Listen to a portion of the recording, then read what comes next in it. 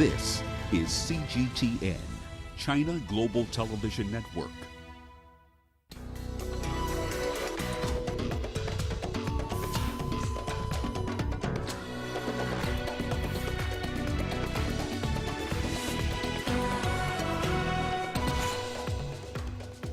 Ethiopian forces ordered to make a final assault on the Tigrayan capital amid international calls for the de-escalation of tensions. Anger in the DRC after the country is listed among those targeted for new travel restrictions by the US. And concerns mount over the possibility of African countries missing out on the initial supply of COVID-19 vaccines. Hello and a warm welcome to Africa Live on CGTN. I'm Lindy Mtongana in Nairobi. Also coming up this hour. In business, unemployment drops in Egypt as the country recovers from the COVID-19 downturn. Footballers past and present and fans around the world mourn the late Argentine football icon Diego Maradona. We start today's bulletin in Ethiopia, where federal government forces have begun their final offensive in the Tigray region. Prime Minister Abiy Ahmed has given orders to the National Defense Forces to engage and finish what he describes as a law enforcement mission in the city of Mekelle. In his statement, Ahmed says the assault is aimed at capturing the perpetrators of the conflict and it should be done with minimum civilian casualties, avoiding attacks on villages, historic sites, religious institutions and major infrastructure in the city. This final offensive comes after a 72-hour ultimatum for Tigrayan forces to surrender. Meanwhile, the African Union is now calling for the de-escalation of the conflict. 3 AU envoys have been dispatched to Addis Ababa. Well, CGTN's Girum Chala has been keeping a close eye on developments for us in Tigray. He joins us now live from the Ethiopian capital, Addis Ababa. Girum, of course, there was a 72-hour ultimatum for Tigrayan fighters to surrender. They failed to do that, and now Ethiopian forces have been instructed to initiate a final assault. Give us the latest from what's happening in Tigray. Lindy, since Sunday, that's when the Prime Minister gave 72 hours for Tigray Regional State Special Force Militia and the leadership there to surrender. Since then, the Ethiopian mechanized force using their tanks and also the Ethiopian Air Force have been standing by waiting for this time. If this is not going to be the time given for Tigray Regional State ultimatum, the ultimatum that is not respected, to engage. And now the assault, as you've said, has begun. The Prime Minister this morning has ordered the tanks and others to engage. The Ethiopian Air Force, using its planes and drones, is attacking strategic military locations in Mekelle city. That city is militarily or strategically important for the Tigray Regional State, as well. It's headquarters also for the TPLF itself. So that's the last stronghold. Ethiopian military force are told to finish the job with minimum casualties, as you have said, to avoid the death of human civilians and also strategic locations like infrastructures and others. But then again, finish the job as soon as possible. So the war has begun after the 72 hours were concluded. The Prime Minister calls this the third phase has started, and it will be concluded as soon as possible, Lindy. Well, finishing the job, it's exactly those kind of terms that are a cause of concern for African Union mediators who've now gone to Ethiopia to try and convince the Prime Minister to de-escalate tensions. Can you tell us more about these envoys and what's the likely outcome of their visit to Ethiopia? The effort of striking a peace deal between the central government and the Tigray regional state was coming from different directions. So just to give you a bit of a background, the United Nations was one of the most important ones and other regional leaders at the same time. But the African Union was pushing to help Ethiopia start a dialogue with its northern sub-nation. Cyril Ramaphosa, the South African president, also AU chairperson, has nominated, as you've said, 3 former African leaders, including Ellen Johnson Sirleaf of Liberia, former president that is, Now, the three leaders are expected here in Ethiopia to speak to the Prime Minister in the attempt of finding a peaceful solution for the conflict here in Ethiopia. The Prime Minister's position, the government's position, however, remains one and the same. That is, there won't be any dialogue before this law enforcement mission concludes. But then again, he said, as a courtesy, he can speak to the three leaders coming here on behalf of Cyril Ramaphosa. But then again, there won't be any change until this mission is concluded. So, Lindy, we know that this attempt is going to be made by the African Union. The call still is there for peaceful resolution of the matter, but the Ethiopian government is calling the international community, saying, please follow a non-interference policy until we solve our internal problems. So this is what we know from the government side, Lindy. And of course, the Ethiopian government very committed to this final offensive in the Tigray region. Girum, what should we expect in the coming days as the country embarks on finishing what's described as a law enforcement mission? Well, from the beginning, Lindy, the government through the Prime Minister Abiy Ahmed was saying that they have been attempting to resolve this situation in the north between them and the TPLF Special Force through peaceful means. However, he said once the mission is started, there are three important goals that he needs to achieve. Number one is to finish the job as soon as possible by disarming the special force in Tigray, who are also attacking within the country and across the borders, making this conflict international as they have been attacking Eritrea. The second and most important one is saying that the government needs to bring these perpetrators behind this conflict into justice. And the final one is forming a provisional government in Tigray. So the next few days are expected to show these things to be implemented. However, from the Tigray regional state side, they are also claiming to have a lot of victory against the Ethiopian National Defense Force, and also claiming that they have demolished some of the most important artilleries owned by the ENDF. This, however, cannot be verified as communication is still blocked in that regional state, and there is no way of speaking to this regional state's leadership, Lindy. Unfortunately, in the coming few days, the number of refugees is also expected to be increased as the assault has just started there in the Mekelle city. So we have to wait and see what's going to happen, but the situation remains to be dire. Indeed it does. Thank you so much for that update. Girum Chala joining us live there from Addis Ababa, speaking about what's lining up to be a very tense few days in Tigray. Now let's turn our attention to Somalia, where opposition candidates have formed a joint council with elections just around the corner. Pressure has been mounting on the government to make changes to regional and federal electoral committees. From Mogadishu, CGTN's Abdulaziz Billo has more. In a rare show of unity, presidential aspirants have been meeting in the capital, Mogadishu, to express their opposition to how the federal government plans to conduct the upcoming parliamentary and presidential polls. Former presidents, regional leaders, a former prime minister, and other top opposition candidates have agreed to form a joint council with the hope of opposing President Mohamed Abdullahi Farmajo's re-election bid. Dair Mahmoud Gele is one of 12 presidential aspirants who have declared their ambitions for the country's top job and urges authorities not to influence the outcome of the polls. The objection of the summit for presidential is to pressure authorities to conduct fair elections. We have formed an alliance made up of former presidents, prime ministers, regional heads, and other candidates. We want a fair process, one that has our full backing.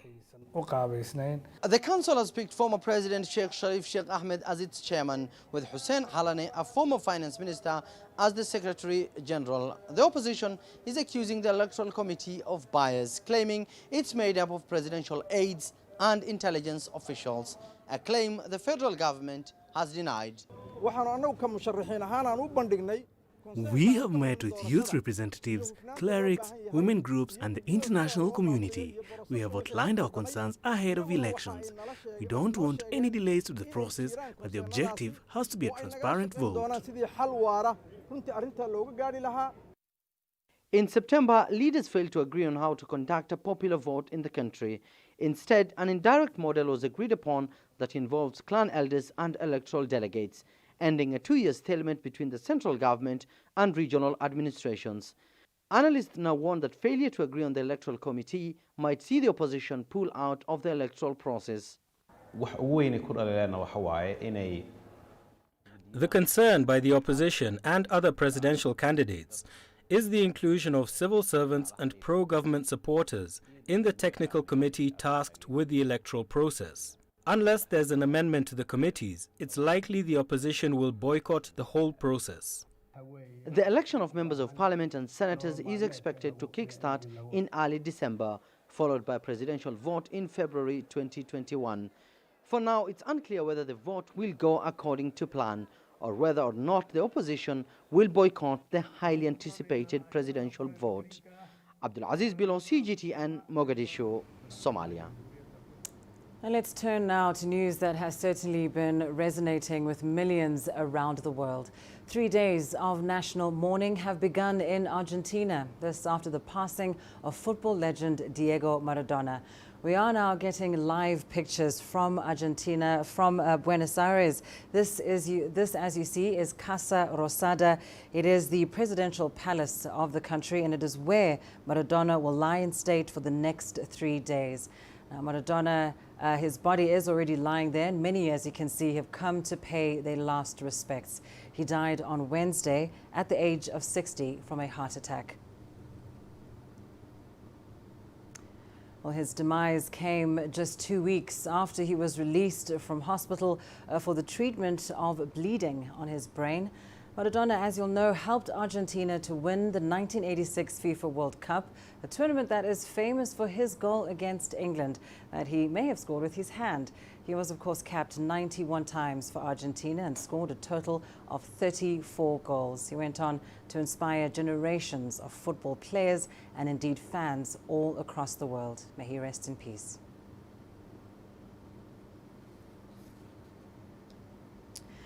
Right now, in other news, a new travel restriction imposed on 15 African countries by the outgoing U.S. President Donald Trump has sparked anger and disappointment in the Democratic Republic of Congo. The measure requires tourists and business travelers from countries with high overstay rates to pay a bond of up to $15,000 in order to visit the United States. The rule applies to nationals of the DRC, Angola, Burundi, Chad, Eritrea and Libya, among others. CGTN's Chris Ochambringa has more from Kinshasa. The U.S. State Department has tightened visa access to nearly 24 nations, including 15 African countries whose nationals have a record of overstaying their visas. The countries include Angola, Burundi, Chad, Liberia, Sudan, Djibouti, and the Democratic Republic of Congo. Tourists and business travelers from the DRC and the other countries will now have to pay a bond of up to $15,000 to be allowed to visit the U.S. The exact amount will be determined by the consular officer and based on the circumstances of the visa applicant. The new measure has upset many Congolese citizens. That's insane. That doesn't make any sense at all.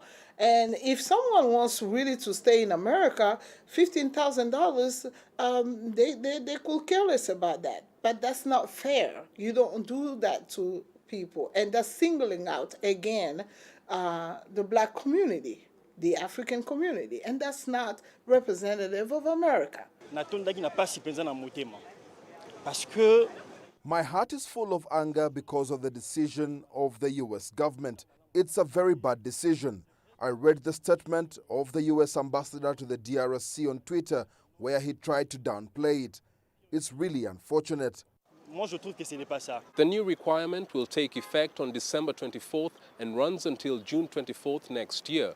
Outgoing U.S. President Donald Trump made tightening immigration controls a focus of his term in office, and the U.S. State Department said the bond is meant to act as a deterrent to anyone trying to stay in the U.S. longer than their visa allows. In 2017, he issued a travel ban for immigrants from Muslim-majority countries like Libya, Somalia, and Chad that sparked anger among nationals of those countries. The incoming president, Joe Biden, has said he would revoke the travel ban on his first day in office. The U.S. foreign policy in the DRC is focused on supporting the country fight corruption, uphold democratic processes and effective governance. The relationship between the two countries improved significantly after DRC President Felix Tshisekedi took office last year.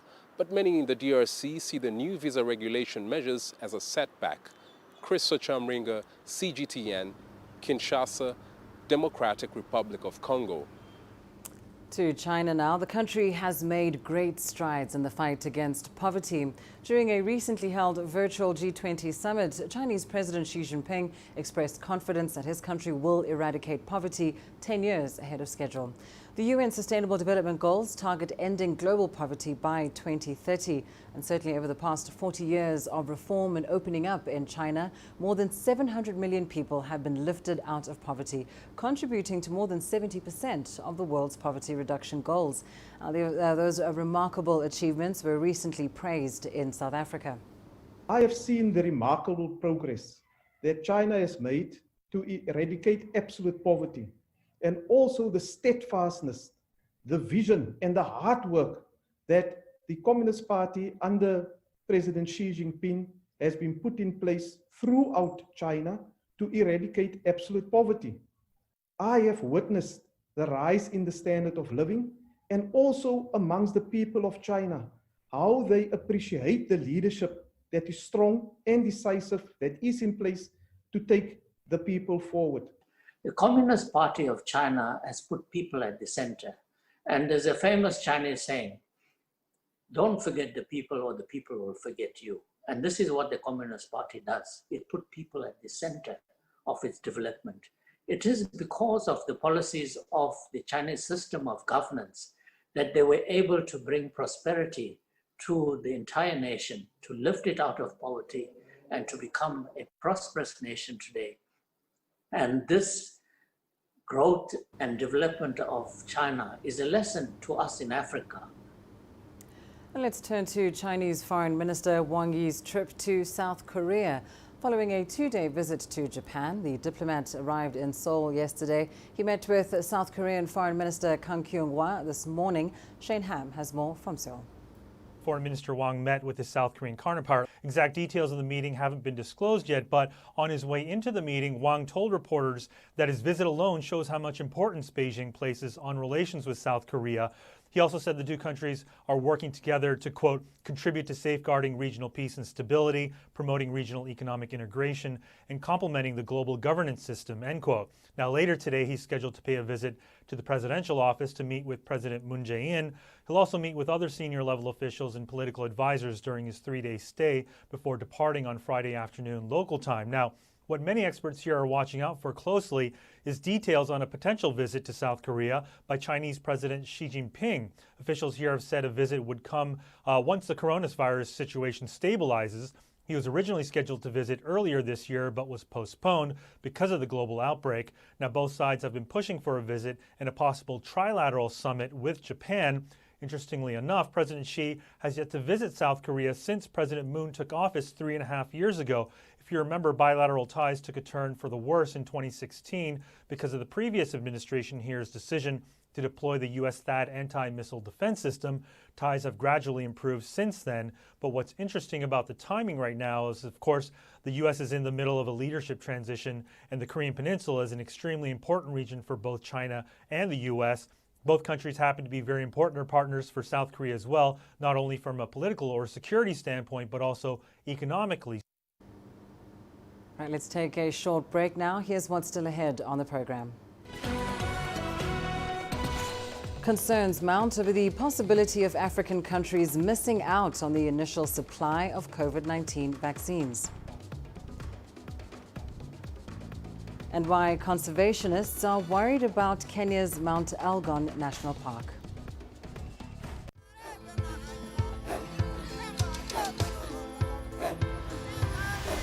Africa is a continent of diversity, with varied climates and enchanting geography, and a people so distinct, but with a shared enduring spirit. We are at the heart of the continent to bring you the untold stories. Let's have a look. we celebrate Africa as it shapes its own destiny. Tunis, Cairo, Juba, Ethiopia, Tanzania. Africa Live. Find your voice.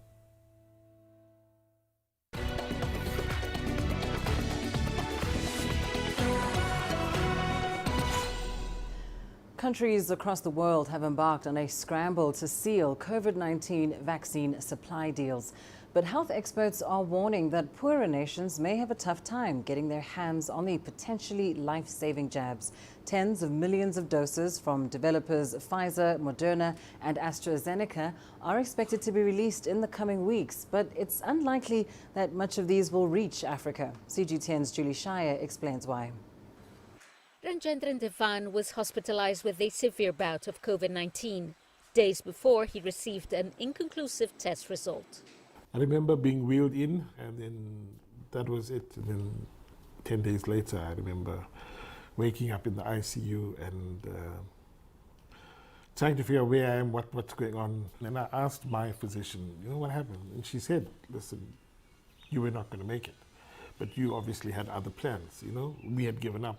Devan made a miraculous recovery, but is still cautious. There was no treatment for the virus when he slipped into a coma at the height of South Africa's outbreak. He is, however, excited that a vaccine may soon be available. When you know that there's a vaccine coming and you're happy, you know, sometimes you think, hey, maybe, you know, I could have also volunteered to you know, test for the vaccine, because you want to give something back. I mean, the doctors gave you so much in there, you know, and you want to do something for the next, because you don't want anyone to go through the same thing you went. It's good news for the world, but South Africa may have to wait until 2021 for the first batch. South Africa has been part of the global vaccine trials, but it may not be enough to secure supply for the country when the first doses are administered.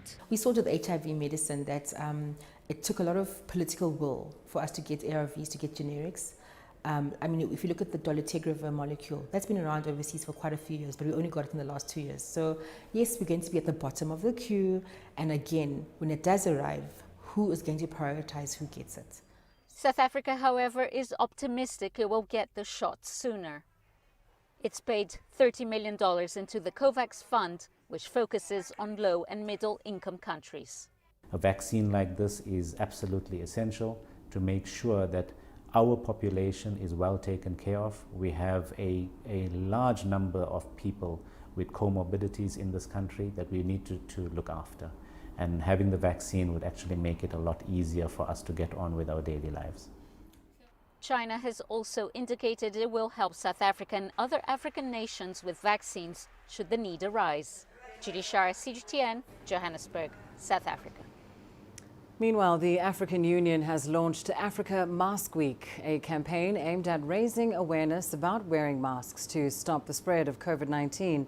The Africa CDC says the continent, which currently has over 1.4 million cases of the virus, is experiencing a second wave of new infections, partly because people are increasingly reluctant to adhere to public health measures. Colette Wanjoy reports. In Ethiopia's capital, Addis Ababa, mask wearing is becoming a norm for some people. At many such taxi pickup points, the drivers of taxis have taken it upon themselves to encourage people to observe COVID-19 regulations. But they say it is not easy. Some of our people are not wearing masks, so we need the government to help on this. We can't force people to follow guidelines. Maybe police should help us to enforce the restrictions. As countries in Africa ease up restrictions on COVID-19 prevention measures, many citizens are also relaxing. The Africa Centers for Disease Control and Prevention says recent data shows in all parts of the continent, mask wearing is declining. We are really beginning to be concerned that many countries are not enforcing the public health measures, including masking, which is extremely important. Wearing of masks appropriately and in a sustained manner is as effective as any vaccine that will come into the theater of response. The public health body has launched Africa Mask Week. The The campaign encourages individuals and organizations to post photos and speak out on the importance of wearing a mask. The African Union says wearing a mask is becoming the duty of every citizen. We indeed are expected to fulfill that duty, all right, by wearing a mask, because that is an expression not only of a sense of responsibility and therefore a show of you caring for others, but also it is also a manifestation that you expect others to care for you as well. According to the Africa CDC, more than 40 African countries have enacted policies on mandatory use of masks in public, but there are challenges with compliance to those policies. The Africa CDC says that mask wearing should be combined with physical distancing and hand washing for the COVID-19 preventive measures to be effective. The Africa Mask Week campaign is also challenging leaders to show a good example by consistently promoting mask wearing and by wearing a mask in public. Colette Njohi, CGTN, Addis Ababa, Ethiopia. Let's go to Rwanda now, where there are more than 5,700 confirmed COVID-19 cases. The country has resumed most business operations and schools are in the process of a phased reopening. To keep the coronavirus spread in check, the government is continuing to step up efforts to ensure there is proper sanitation and that prevention measures are adhered to. Let's take a look. Rwanda, alongside neighboring Uganda, implemented some of the strictest lockdown measures in Africa to help slow the spread of the coronavirus. Ever since the first case was recorded in the country in March, the government has continued to enforce intervention measures like testing and contact tracing, among other public health protocols. The whole policy of preventing this disease, starting by preventive measures, individual preventive measures, wearing of masks, hand sanitizing or hand washing, social distancing, all of these measures were implemented as recommended by WHO, by the Ministry of Health, with the entire community involved in the prevention of COVID-19. Commuters are also being encouraged to use public hand washing stations. They have been set up in bus parks, restaurants, banks and streets across the capital, Kigali. Authorities say they have long been preparing for disease response protocols. There are different measures that we put in place. Some were actually started before we even heard the first case of COVID-19. We started by, actually 1 year ago, we had Ebola outbreak in our region. So we were already prepared in a way that has helped us also to prepare indirectly to COVID response. Investments in emergency preparedness and health system strengthening have also helped Rwanda confront COVID-19. The country has deployed robots in a bid to minimize contact between infected patients and health workers. The robots carry out simple tasks like taking temperatures, monitoring patients, recording readings of vitals, and delivering video messages and feedback. Chamgono, CGTN.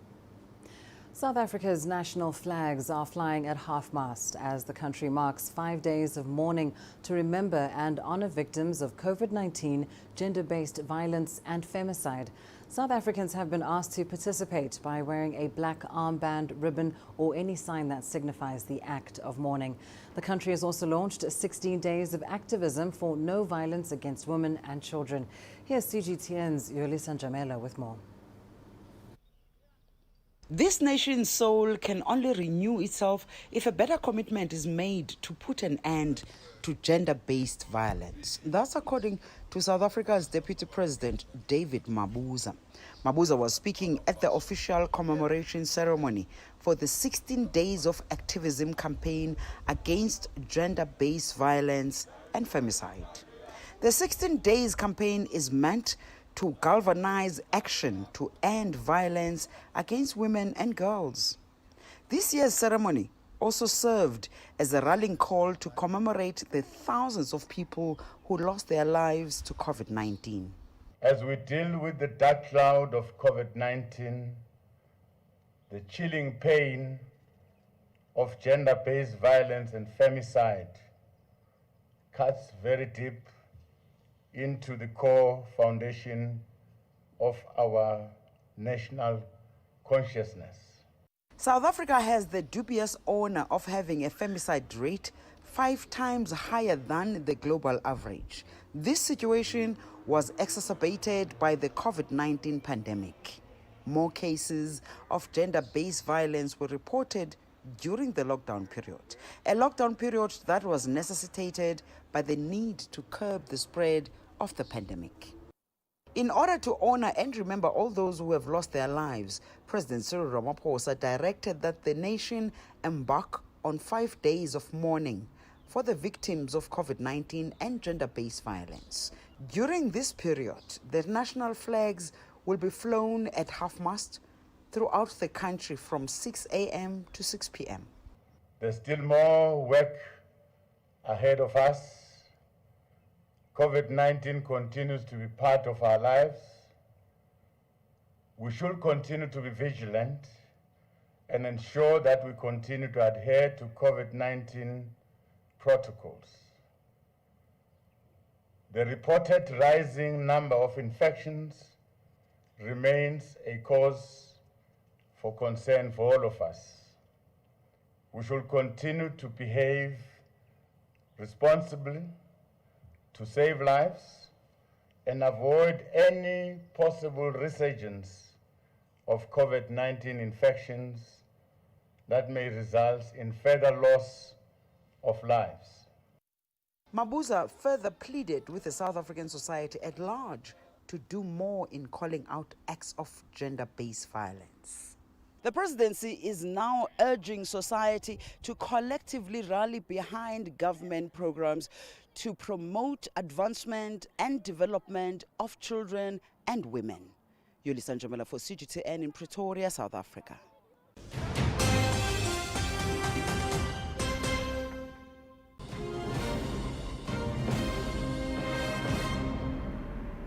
And now a reminder of your top stories this hour. Ethiopian forces have begun their final offensive in the Tigray region.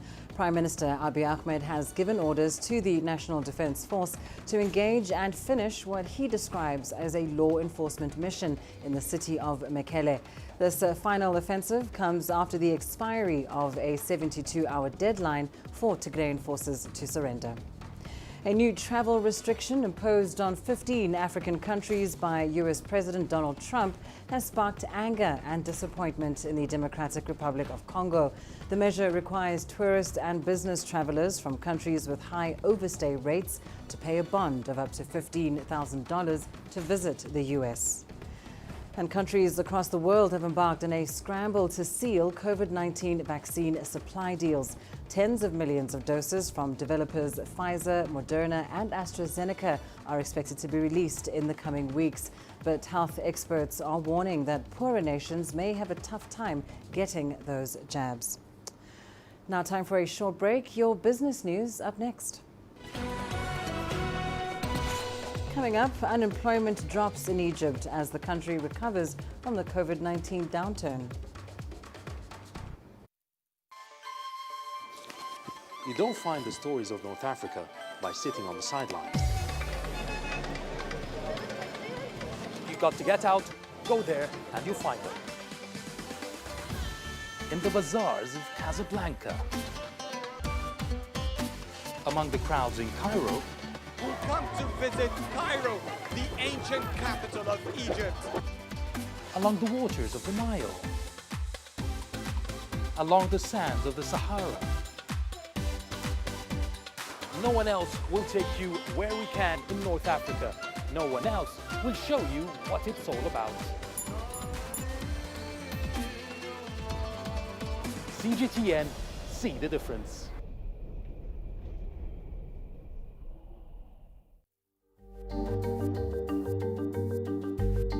Africa Live. Find your voice.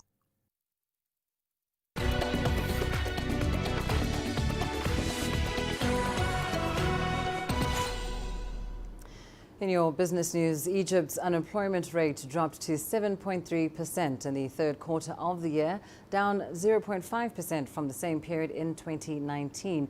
The country's state statistics agency said unemployment had risen to 9.6% in the second quarter of this year due to the economic impact of the COVID-19 pandemic. CGTN's Yasser Hakim has more details.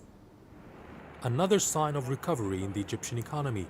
Experts attribute this quick rebound to the government's aggressive economic reforms in the last 4 years and the economic policies after the outbreak of the coronavirus in Egypt in mid-March. The ongoing national projects that have been launched by the government and attracted international attention is a main cause. We have 180,000 acres in the new administrative capital, which is under construction. New bridges and roads are being built and upgraded and linking with the transport system. Also expanding in different sectors like fishing and agriculture that require a lot of workers. About 5 million skilled laborers have joined the workforce in this short time. The sectors that have attracted the most jobs in the last quarter are real estate, infrastructure, and high-tech companies. One industry that is still suffering is tourism. Latest numbers show an 80% drop in hotel occupancy rates compared to last year. There are no statistics of the job losses in tourism after the pandemic, but before the pandemic, tourism had over 2 million workers, accounting for about 10% of the total workforce in Egypt. Ironically, the jobless rates in July to September this year are lower than 2019, when tourism and most sectors were performing well and economic growth had exceeded 5%.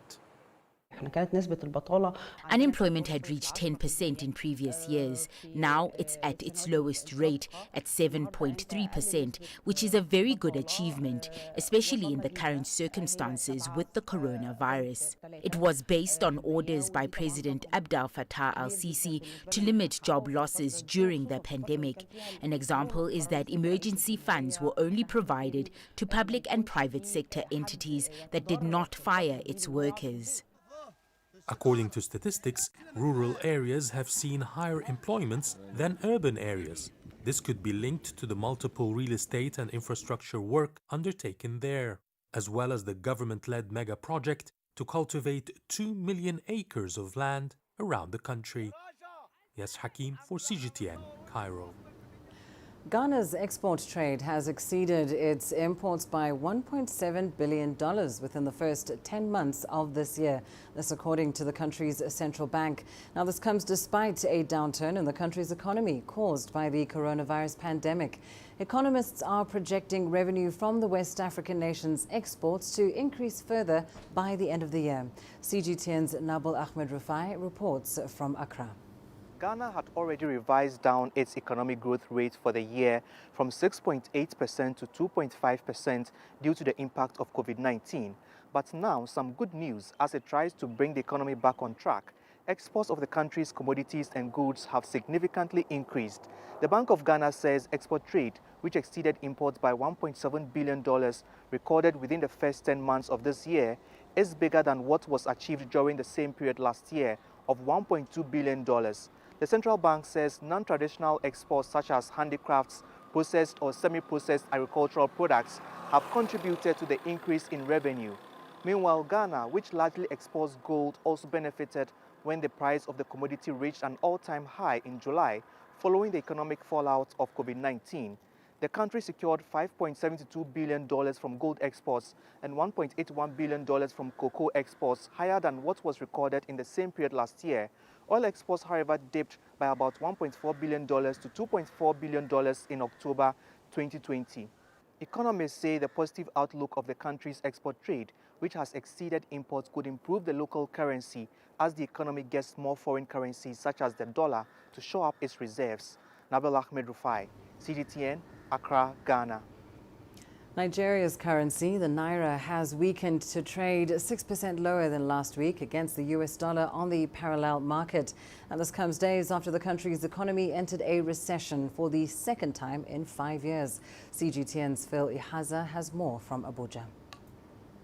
The value of the naira to a dollar on the black market is trading at between 485 to 490. That's against the official rate of 379 naira to a dollar.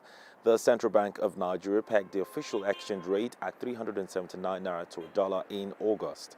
Last month, the naira traded stronger at between 465 to 470 to a dollar on the black market, but worsened after the National Bureau of Statistics revealed at the weekend that the country had slipped into recession. Nigeria's economy has been struggling to fully recover since it emerged from the 2016 recession, and the outlook has now worsened because of the impact of the COVID-19 pandemic and low crude oil prices on the global market. The country earns more dollars when it sells crude oil in that currency to other countries, but suffers from a low supply of dollars when prices of oil drop. The Minister for Finance, Zainab Ahmed, says the country will exit recession by the first quarter of 2021 as the government is working towards reversing the declining economic trend in the country. Phil Ihaza, CGTN, Abuja.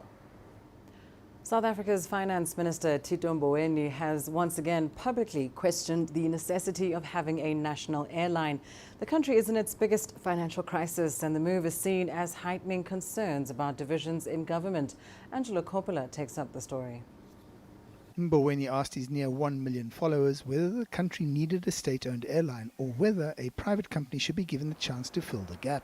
I thought his question on Twitter was an interesting one, coming on after the fact of, after he's already signed off the allocation of the money for the airline and taken it away from other government services.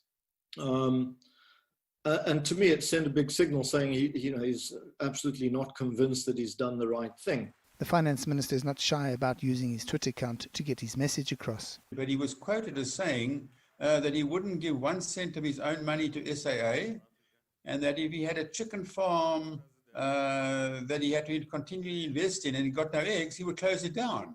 So he's been very, very consistent. One of the unions involved with the airline is less charitable about the finance minister's approach. It's not the first time that the minister has raised questions about the viability of SAA. It's not the first time the minister has sort of lobbied the media directly or indirectly for support to collapse the airline, because that's been his goal as far as we're concerned. But there appears to be a discrepancy between what the business rescue practitioners were commissioned to do and what the shareholder department wanted done. And this, an analyst says, could be behind the minister's tweets. They gave a different set of numbers. They included bailout figures for 3 subsidiaries which were never included in the rescue plan. And they've suddenly watered down the amount of money associated with unflown ticket liabilities by a third, by R1 billion. So all of these things are, posing a lot of question marks. And I would imagine that the finance minister, who's under a lot of scrutiny, especially from, potential investors and lenders and credit ratings agencies, is asking the same questions, because he probably just doesn't get the answers. The airline staff that have been left behind are under pressure. They say the future remains unclear. They don't know what the future holds. They've no idea if they've got jobs in January. They've got no idea if they're getting paid. And the government minister thinks it's okay to just tweet. The bailout is a done deal, so the minister's social media activity is curious, to say the very least, because essentially this is out of his hands now when the new airline comes into being. I'm Angelo Coppola for CGTN in Johannesburg, South Africa. Well, that's where we leave your business news, but here's what's still ahead on the program. Coming up, why conservationists are worried about Kenya's Mount Elgon National Park. The greatest journeys, the greatest sights, the greatest adventures. Here in Panata, this weir allows the locals to walk on water. We're far more than just TV news. We're your passport to the wonders of Africa. To bring you stories of struggle, survival and hope.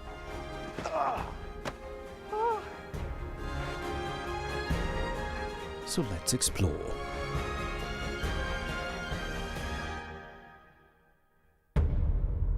CGTN. See the difference.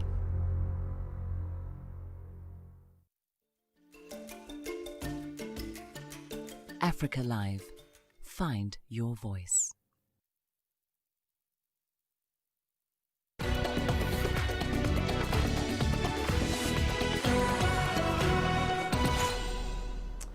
Mount Elgon National Park is one of Kenya's 5 water towers with caves and zones for salt licks reserved for wild animals. But despite being a significant ecosystem, the park is being threatened by local communities, targeting it for other land uses, thus leading to degradation. CGTN's Daniel Arap Moy reports. This is Mount Elgon National Park, located approximately 470 kilometers from the country's capital, Nairobi. The mountain is an important water catchment for the Nzoia River, which flows into Lake Victoria. But it's being threatened by encroachers. A great deal of destruction is evident in the forest reserve. Hillsides have been stripped of trees to make way for maize farming. Kenya Wildlife Service has now embarked on a sensitization drive to help local communities to replant trees as part of efforts to restore degraded forest land. Generally, we are working with the local communities who are the main encroachers so that they can get benefits from the protected area. That will make sure that they don't encroach. We are also trying to work with the local government to educate them on the benefit of having the park being left as pristine as possible. Away from degradation, the park is a hive of beautiful features. Kitum is one of the 5 elephant caves on Mount Elgon National Park. The walls are rich in salt, and animals such as elephants come here in search for salt. These animals come to the cave during night, purposely to get the rock salts. Remember, the mountain receives about 1,400 millimeters of rain annually, and this is a lot. This is enough to cause leaching. So the vegetation around that the animals do feed on, you find that it contains less minerals. And the only way for these animals to supplement these minerals is to visit these caves. The government is also upgrading roads within the park to improve access and ease movement within the park. Of late, you can see that the number of visitors has increased, of which that income has also increased. More job opportunities has come up again. So the community at least is trying to benefit from the ecosystem, and that's from the government effort. Mount Elgon National Park is also renowned for its abundance of wildflowers that blanket across the moorlands. Mount Elgon is one of the few untapped national parks in Kenya, but officials are doing everything possible to upgrade the park to allow in more visitors. Daniel Arap Moy, CGTN, Mount Elgon National Park, Kenya. To South Africa, where the disappearance of hundreds of great white sharks has now been attributed to orca whales. They've been actively hunting the white sharks since their arrival along Cape Town's coastline. Here's CGTN's Travis Andrews with more. South Africa has one of the greatest concentrations of great white sharks in the world, a protected species that have located themselves within their favorite hunting grounds of False Bay and Gans Bay. Well, that was at least until recently, because they vanished from the waters of Cape Town, and a panel of shark experts believe that a pair of orca whales are to blame. Named port and starboard, the two are said to have wreaked havoc in the bay, targeting the resident great white population and driving them out of the area, leaving 6 carcasses in the process. We looked at 2 of the main theories with regards to the disappearance of the white sharks. The first one was the impact of a pair of orcas, and the second was impact of the demersal shark longline fishery. And we looked at and weighed up the current available evidence, and we found support for the theory that the pair of orcas is responsible for the disappearance, and we didn't find a causative link that the demersal shark longline fishery is responsible for the sudden and abrupt disappearance of the white sharks. The knock-on effect of the sharks' disappearance have been severe because they are an important draw card in the ecotourism sector. But no sharks means no tourists and no business. Great white sharks have also not just been the only prey items preferred by the orcas, because they've gone after other species as well, including bronze whalers and cow sharks. The first time they were sighted in South Africa was in 2013, and then again only in 2015. And the first reports that we got of them eating coastal sharks, particularly the seven-gill sharks, was in 2015. Carcasses of the white sharks that were predated on as well. And since then, the frequency of sightings has increased a lot, particularly in False Bay and Gansbaai. The great white carcasses that have washed ashore have been found with their livers removed, which is a telltale sign of an orca predation, but countless other species may also be affected. For now, though, the experts say the research will continue, because not much is known about the length of time the animals plan to stay in False Bay, and whether the iconic great white shark may ever return to their natural hunting grounds. The demise of the great white shark has sparked the demise of the cage diving industry, and that has alarmed all stakeholders, because not only is the industry a key tourism drawcard for this region, but it also creates jobs, which is critically important against the backdrop of the COVID-19 pandemic.